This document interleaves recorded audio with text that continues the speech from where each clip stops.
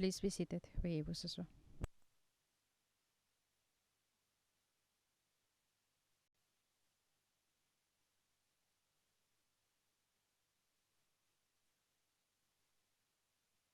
Yes, Mr. von Wistinghausen.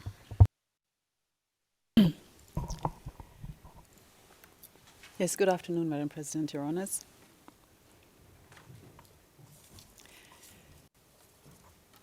Before the break, we were talking about material harm. It lies, of course, in the brutal nature of the charged attacks on Kudum and Bendisi, that there was widespread burning and damage to the homes and the belongings of its residents. Where property was not destroyed, it was looted, including crops, livestock, home furnishings, currency, gold, jewelry. To this day, none of the participating victims have been compensated for their immense material losses. Prosecution witness P0020 powerfully summed up what, in his view, was the impact of the 2003 to 2005 conflict on the members of his community. He stated, and I quote,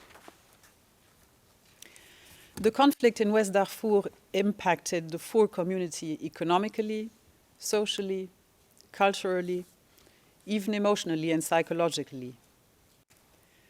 The Fur community lost all its resources.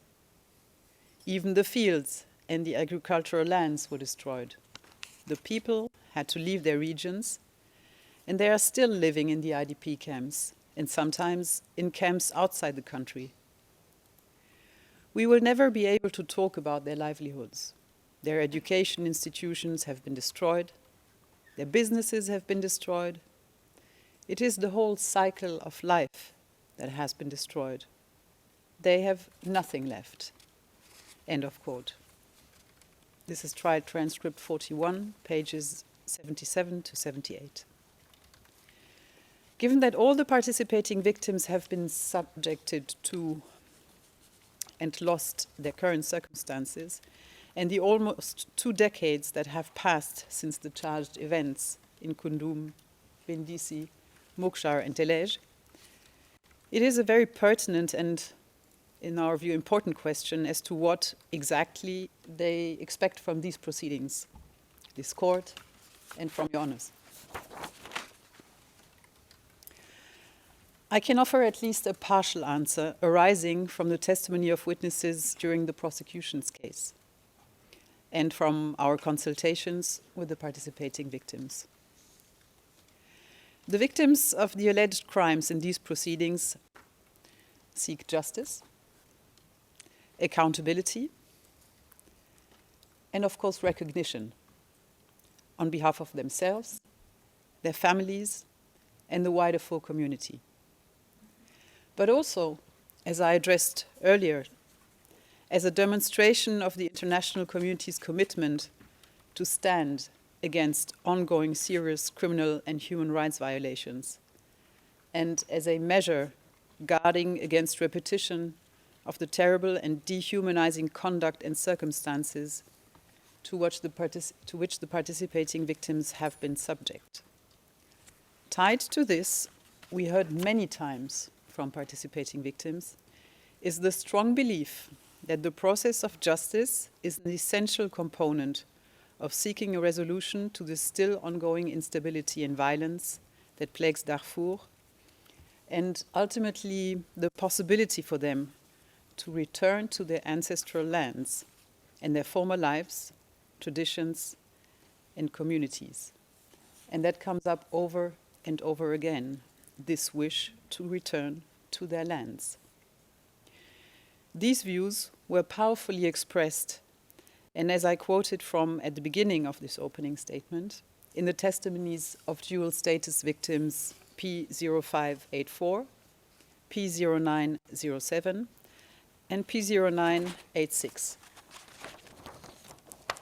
The participating victims have emphasized to us the need for justice to take its course and the importance of the judicial process moving forward since the events of 2003 and 2004 that have so marked their lives.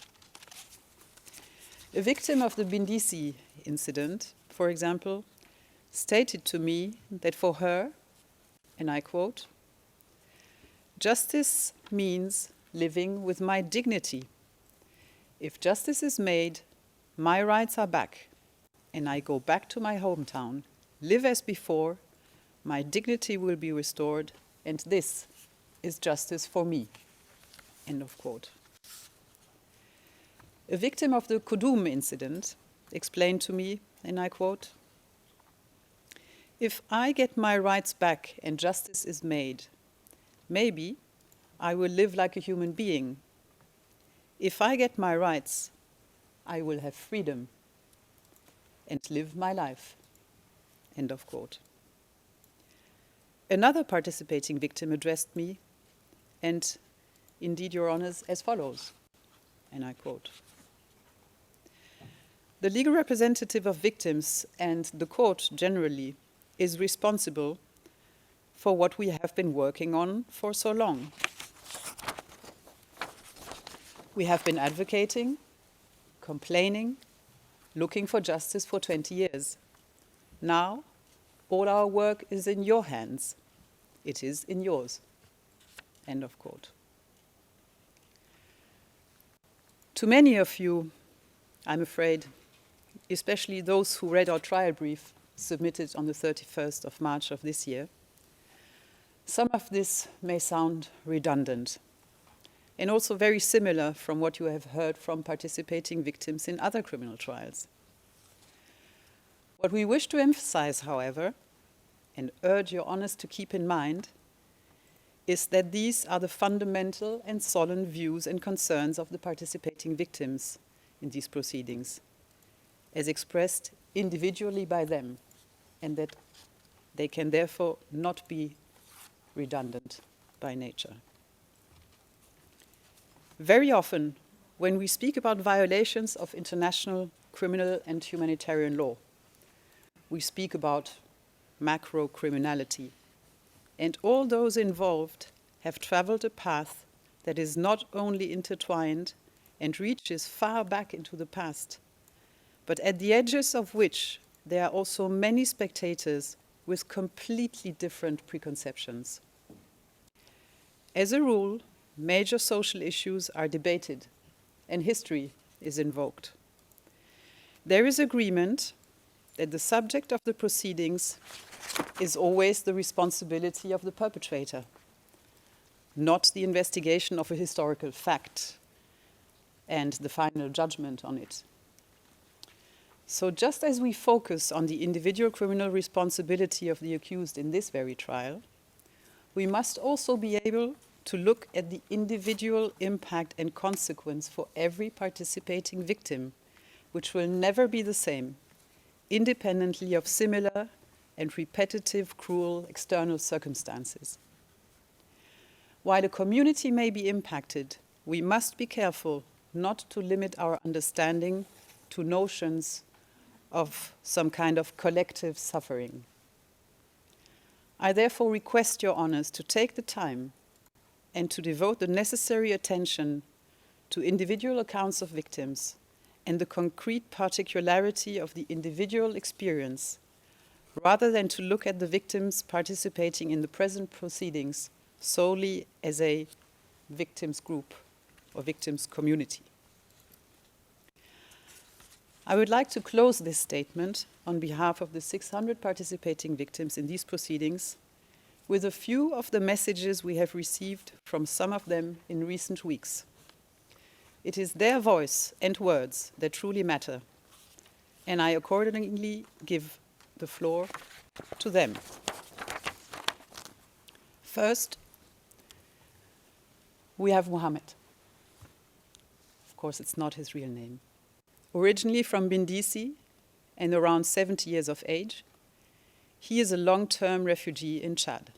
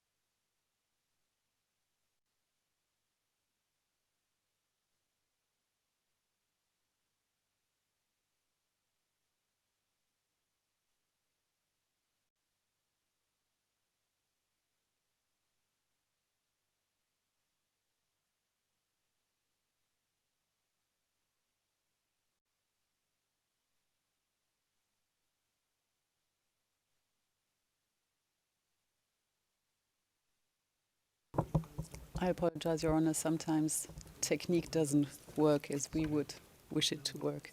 So please, can I ask for some patience? I'm noted for my patience, Miss von Wissinghausen, as you know.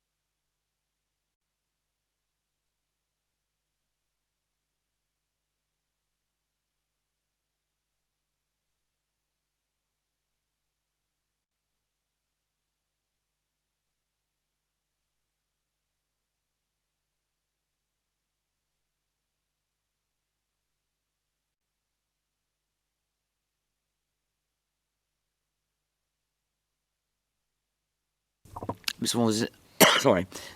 Miss von Wissinghausen, I gather there is a technical problem, so although it was tested this morning, it won't play. I mean, do you want us to rise while they try and sort it out? It's not working and it won't work, or it's just a question of patience? It won't work, I think. It won't work. Unless I'm told. If you just, well, apparently they're going to try and check in the next minute and see what's happening. It would be unfortunate if it didn't work, because the purpose is of you to hear the voices of the participating victims rather than me reading on their behalf what they want to say. I understand that.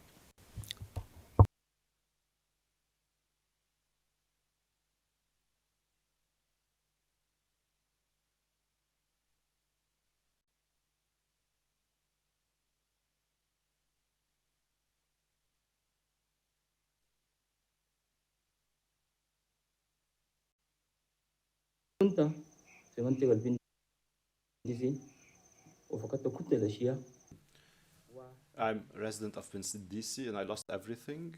Okay, I was able to hear something.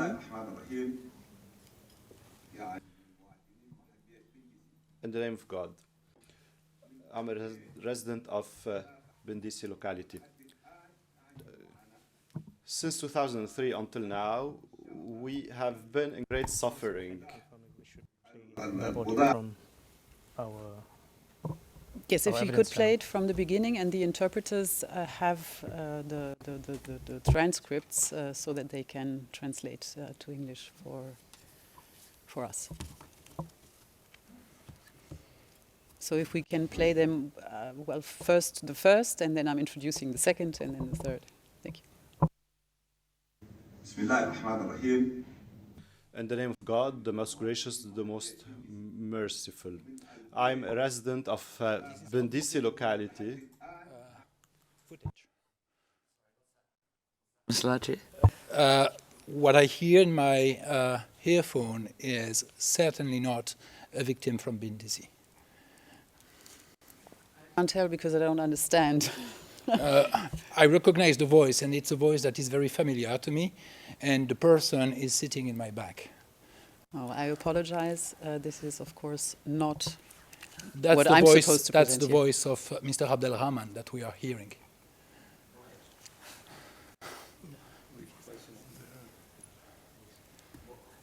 Why are we hearing Mr. Abd Al Rahman's voice at all? No, we're not supposed to hear his voice. We are supposed to hear the voice of victim A2067020.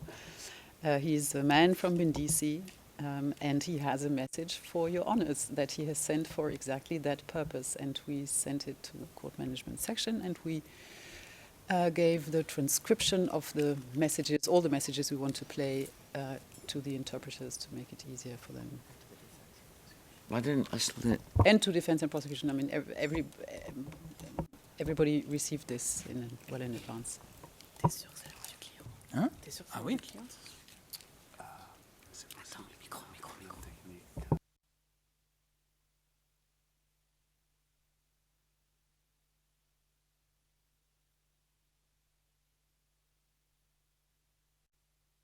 We did.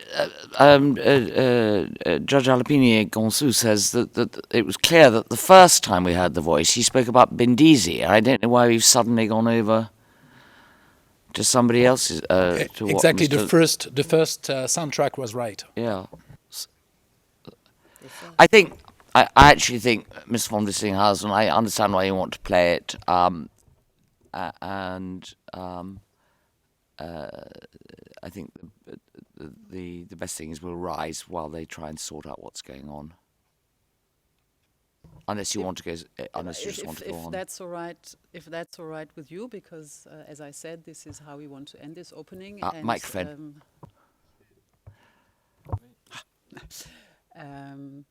Well, if that's a possibility, yes, because this is how we want to end this opening, and it is very important for me that you hear these messages in live that have been sent to us for this very purpose. So if we can make it happen, it would be, I would be yes, very all right. grateful. We'll rise while we try and sort out what actually is going on here.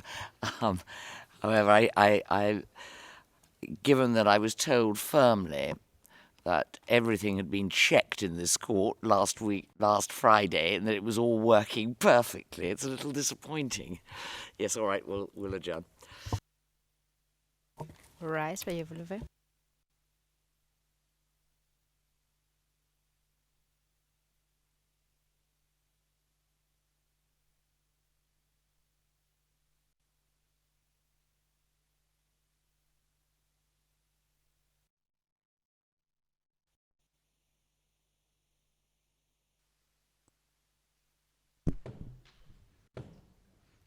Rise, veuillez vous lever.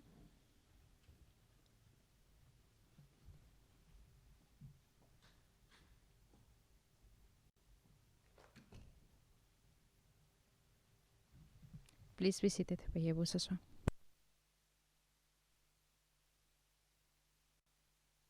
Mr. Lachey, I'm told you unnecessarily confused matters. It wasn't your client's voice at all. Yes, now are we ready to try and play it? Yes, now maybe to give context where these recordings come from. They obviously come from participating victims. It's actually small videos that they sent to us with a message to your honors. We're not playing the videos for obvious reasons, and so we have chosen just to play the messages so that you can only hear the voices of the participating victims. So as I had indicated before this little technical break, we first have a gentleman originally from Bindisi, around 70 years of age, and he's a long-term refugee in Chad.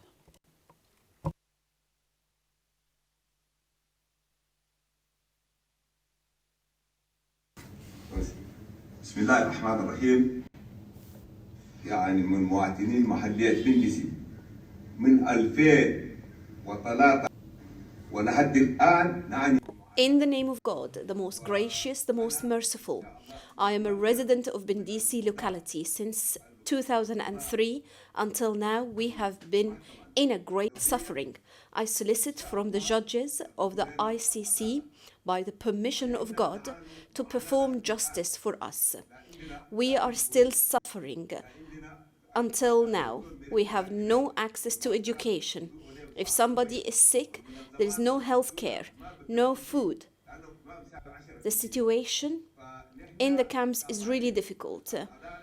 And what the NGOs offer is not enough, because it barely helps 10% of what we need. Therefore, we ask for justice to be done so we can get our rights back. We are the victims inclusively and people of Darfur in general. Thank you. Thanks to all of you who are working in the ICC, and we want you to achieve justice for us.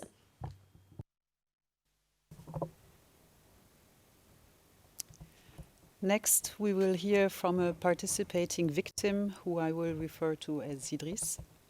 Like Mohammed, he's from Bindisi and a long-term refugee in Chad. He was a teenager at the time of the attack on Bindisi.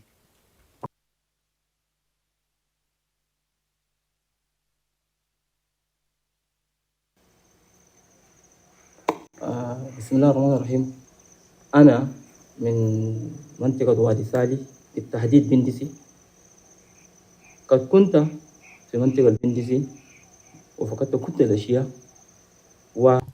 In the name of God, the most gracious, the most merciful, I am from Wadi Saleh area, specifically from Bindisi. I was in Bindisi area and I lost everything that I had.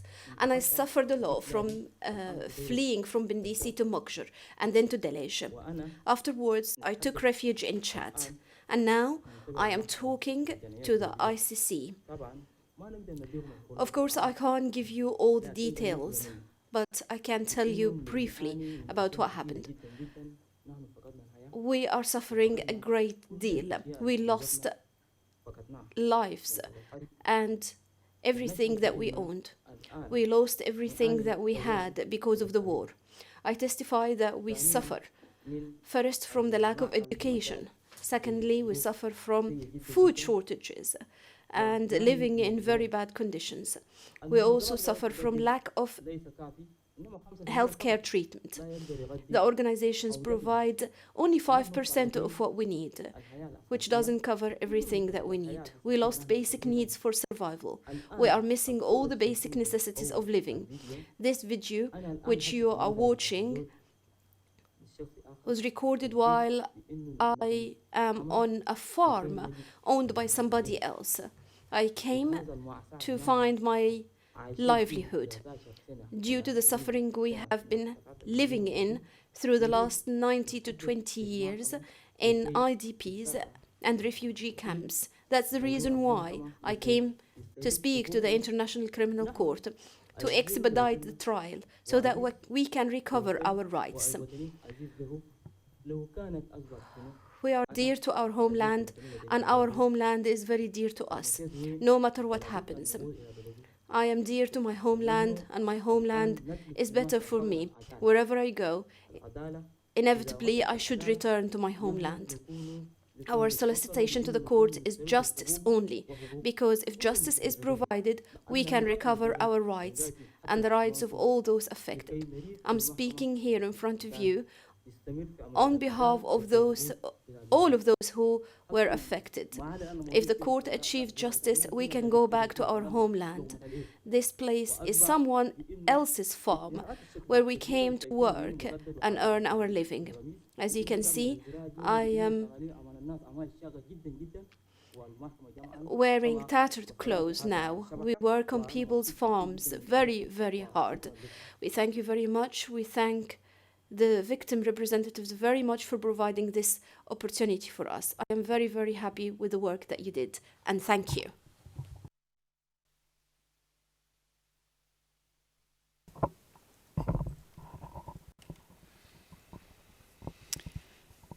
Now, Ibrahim will address your honors. Ibrahim was originally from Kudum, and he was a young man at the time of the 15th August attack 2003. Like Mohammed and Idris, Ibrahim is a long-term refugee in Chad as well.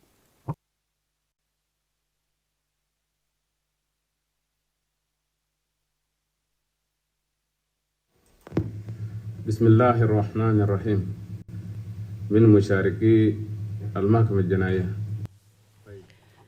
In the name of God, the most gracious, the most merciful, I am a participant victim in the International Criminal Court. Currently, I live as a refugee in Chad. I am originally from Kudum village. Before the conflict, I was living a dignified life in my village Kudum. We were working in farming, merchandising, cattle breeding, and our children used to go to school. We were also studying. However, after the conflict, we were exposed to hardship and very, very bad circumstances. After the conflict erupted, I was supposed to be among the dead, but God saved me. And actually, a lot of family members were killed, and others were displaced. Some of my family members were raped. Now, after so many efforts, I was able to resort to Chad Republic with my family. Being a refugee in Chad, we are facing a lot of problems in housing, food scarcity, health issues, and security. Our houses are built of straw,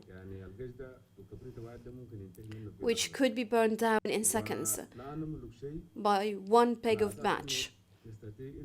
We cannot afford to build sustainable houses to protect ourselves from the cold or the heat.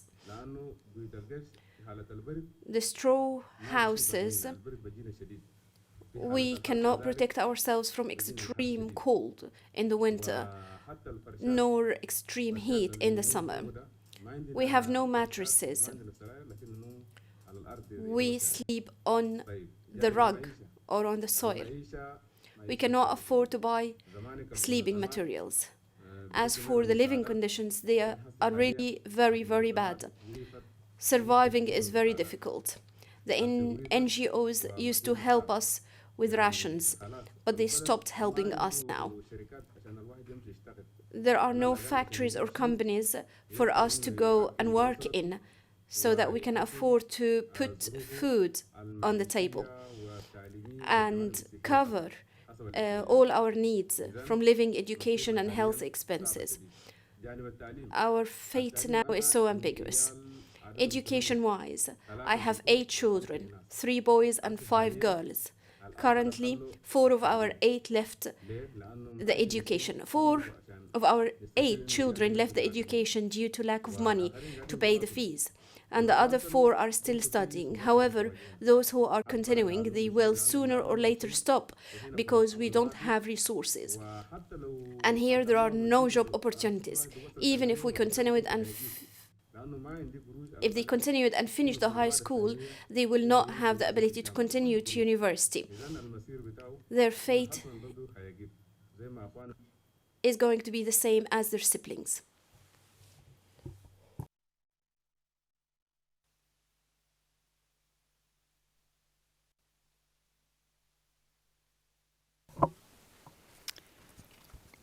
Next, Your Honours, we'll hear from a participating victim who I will refer to as Abdul. Abdul addresses you from an IDP camp in Darfur.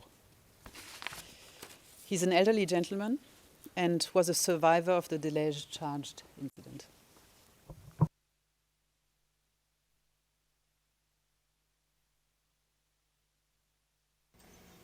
بسم الله الرحمن الرحيم أمري أربعة.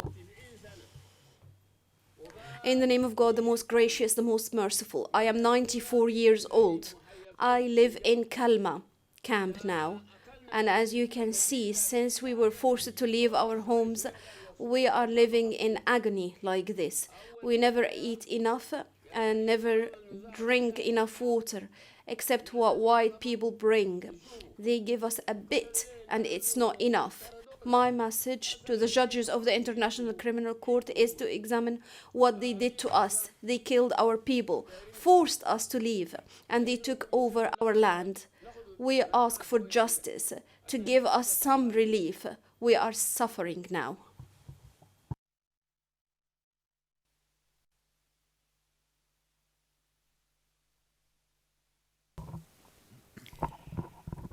Now, Your Honours will be addressed by a gentleman who I will refer to as Siddiq. He was a survivor of the Mukjar charged incident. He's in his 60s and he's a long-term refugee in Chad.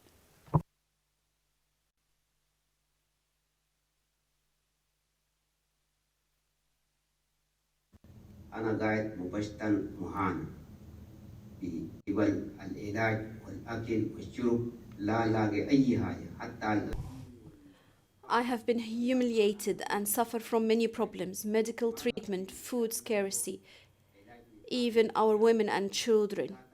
If any of them get sick, we cannot afford to cure them, and the food is unavailable. Please, please, I beg you to expedite our case, the case of Darfur, in order to resolve our problems and in order to enable me to recover my rights and my family's rights, and for all the people of Darfur regain their rights unanimously. Thank you. Peace be upon you.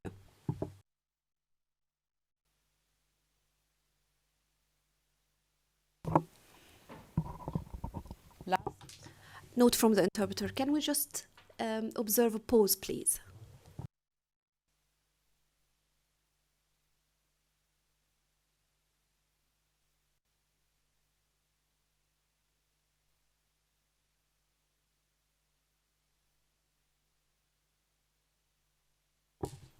We're ready. Thank you. Thank you. Last but certainly not least, Kaltouma will have the honor of addressing the trial chamber. She is a long-term refugee in Chad, in her 40s, and she's an indirect victim of the Mukhtar charged incident, during which her brother is alleged to have been detained and killed.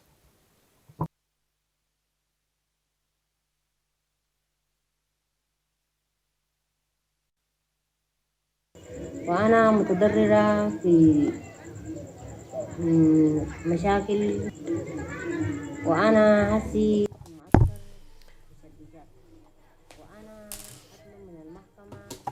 I am a victim of the conflict. I live in a camp in Chad. I ask the court for justice. I am, since 2004 to this day, suffer in a camp in Chad. 19 years in the camp, suffering. I suffer from many issues, especially food scarcity, medical care, and access to education. We receive a little aid from organizations, but it's not enough. If our children get sick, we cannot afford to cure. The health care is very expensive. No money. We're not able to pay the education expenses. Our children are out of schools and they don't learn. This is a great suffering for us, our families, and all the people in Darfur. We ask for justice to be achieved.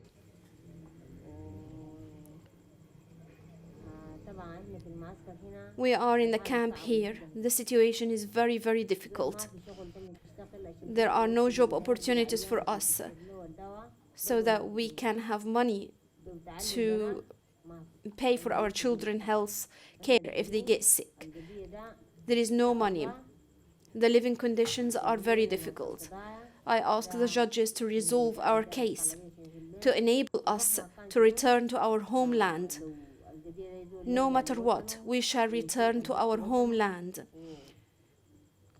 to live in our homeland with dignity, and for the people of Darfur and all our families to be relieved from suffering.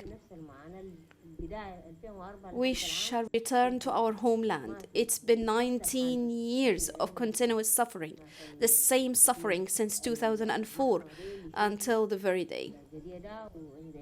The situation has been evolving from bad to worse, suffering within suffering, no change. We want the people of the court to look at our case in order to restore our rights, and we want peace and we want security. I pray that our Lord will return us to our homeland in peace. Thank you very much, and may God bless you.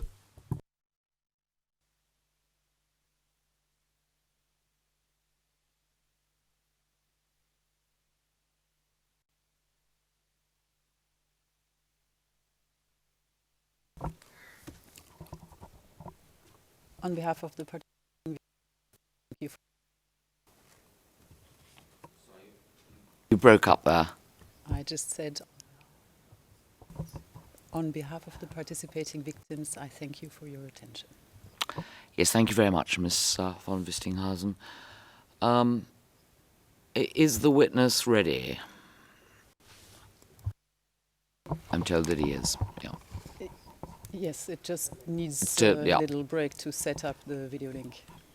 I gather it won't take more than a minute or so, so I think we'll just remain on the bench.